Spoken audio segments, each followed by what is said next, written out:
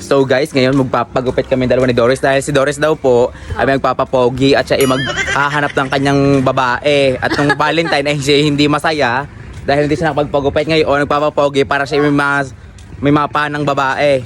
O diba? O. Si OA. Sana yung kakaunti ang tao din Puno na ata. Pag puno mag-aantay tayo ng 10 oras.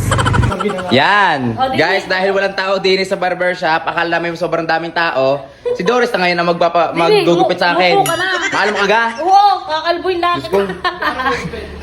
Guys, nanalangin lang kami na sana ay walang tao. Pati pala barbero ay wala din. Pinapanalangin na namin kanina eh. Grabe naman, ano agad natupad agad ang wish natin pati nga pala barbero wala. Oh, dali. Bukain na natin lahat. Ba, maalam nga siya, ge.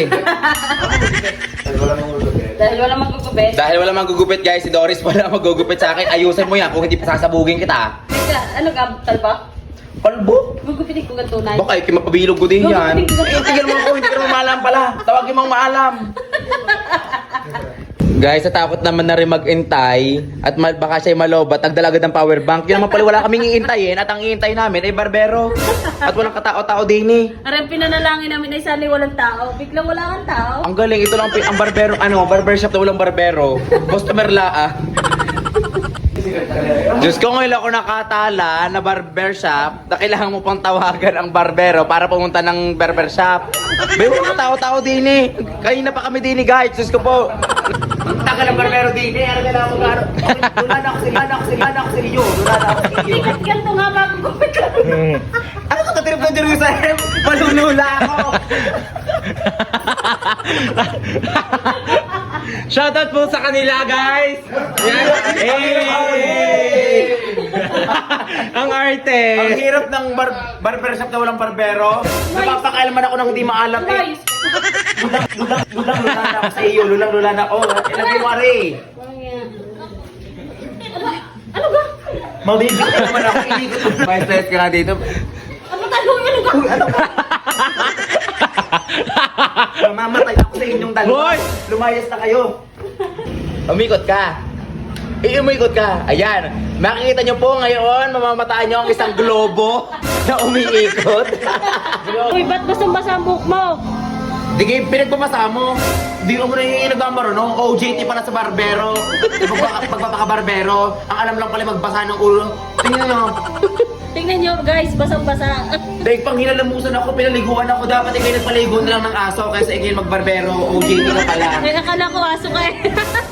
Ako sa mga mo, hahanapin ko ang barbero. Hanap eh. Hindi na dumating eh. Anong pangalan ng gano'n? Ay, hindi mo na. Ha? J-Sard. Shout out. Shout out to you, Teo. Ang tagal ng barbero. Hanggang ngayon wala pa rin eh. Umiyaw ka. Anong pangalan na? J-Sard. Jason! Matuto. Ako na magugupit sa sarili ko guys. Parang, ari namang nakakata din eh. Hindi pa nagpakotas eh. Ay, ako rinding na kanina pa. Oh, ikaw may tumahimik. May magsara ka na! Ako na nagkikinig sa inyo. Wala na akong maggupit sa akin. May nag-iingay pa din eh. Sino kaya? Hoy, Manuel, anong ginagawa mo dyan? Kaya ako pinatigil, ako naiingit. Ako ang kakanta. Inagawa ng may-ari. Guys, nang agaw si... Diyos ko! Ako'y mapupulaan ko, nagpakanta sa akin din eh. Ang hirap naman pala na signal. Hindi ka naman pinakantaan, nang agaw ka. Ay, nakatuga ako. A few moments later. Guys, tapos ng babaeng masikip. Sa wakas dumating din ang barbero, kala ko hindi na maguguptan eh, malamang tagal na rin. Kakain lang doon yan, may dragon ang kinain sa tagal. Padilim na eh. Oh, maganda naman ang gupet, maganda naman. Wow, ang ganda. Puro kuto eh. Anong puto? Patay balakubak lang dala din. Thanks.